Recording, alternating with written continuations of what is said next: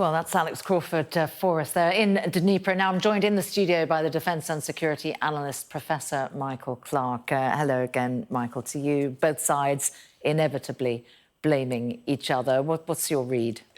Well, the Ukrainians have got nothing to gain from this whatsoever. I mean, this is all bad for Ukraine. The Russians have got something to gain from it because militarily, by blowing part of the dam, creating a downstream problem, it makes it very difficult for the Ukrainians to cross the river.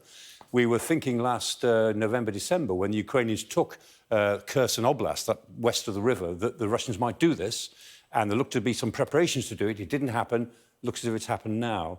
And as we speak, I mean, most of the water from the dam, this dam will be reaching Kherson as we speak. It's a big, important city. Yep, they'll be receiving the peak of the water now, and then we'll see how much water empties out of the dam. It may not be quite as bad as it looks, because it looks pretty dramatic, but we don't know. The dam hasn't been breached, but the top of it has gone.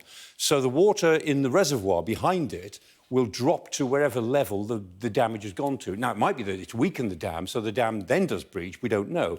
But looking at it, it looks as if an explosion has taken place near the top of the dam. It's certainly taken out the roadway, and it's going to bring the water level down. And a small amount of water in such a big reservoir is an enormous amount of water. But it may not be that the reservoir will empty completely. We won't know until we see where the water settles. When you look at the images, you realise what a monolithic piece of infrastructure this is. This hasn't been caused, you were saying there, by explosion. This hasn't been caused by a bit of rogue shelling, has it? For sure not. No, there are no artillery shells in the world that can do that to a dam.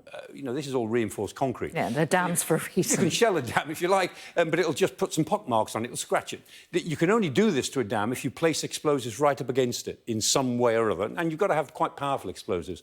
And this explosion, remember, took place on the Russian side of the dam, the side of the roadway in the dam that the Russians occupy. The Ukrainians are on the other side of it, the Russians are on this side of it. And so, you know, what happened there, in my own mind, I'm absolutely certain it was the Russians. They looked as if they were about to do this last autumn. We thought they might try to do it. They've obviously done it once they've seen the Ukrainian offensive begin, and it gives them a little bit of a military advantage at quite a big civilian cost. Now, we've been watching for the Ukrainian counter-offensive, and for the first time we've been hearing that there have been gains of kilometres rather than just a few metres. How serious are the implications of this? Because it makes it trickier to cross the river, doesn't it? It does. I mean, the Ukrainians have been pushing all along the front. And where the Russians are really worried is Zaporizhia. They're really worried about a southern push. So this is, in a sense, part of the thinking behind that. But I think there are lots of implications. One is the humanitarian implication. I mean, a lot of farmland is going to be ruined. There's a lot of disruption to hydroelectric power and so on.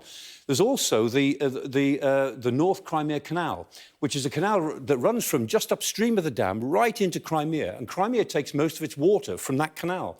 So that water is going to diminish to some degree. We don't know how much, but it will, to some degree, diminish. And the Crimean people, 800,000 of whom are Russians, all take tributaries off the canal for their normal water supply. 200 million litres a day go down that water course for Crimean water. Now, it's said that the Crimean population have filled their reservoirs in anticipation of something like this, but that will only go so far. So this is going to cause a problem to the Russians in Crimea as well as anybody else on the way. The other thing, in case you were wondering, is, yes, it's a war crime. James Cleverly, the British Foreign Secretary, said it is a war crime. And if you want to know the particular article, this is Article 56 of the 1977 Additional Protocol to the Geneva Convention. And it could have been written for this case. Yeah. It could have actually... I was reading this early this morning, actually overnight, and it could have been written for this. Namely, dams, dikes, nuclear electrical generating stations shall not be made the objects of attack, even when these objects are military objectives. In other words, this is regarded as a weapon of mass destruction because it has an indiscriminate and disproportionate effect on civilian population. Ipso facto, whoever did this has committed yet another war crime.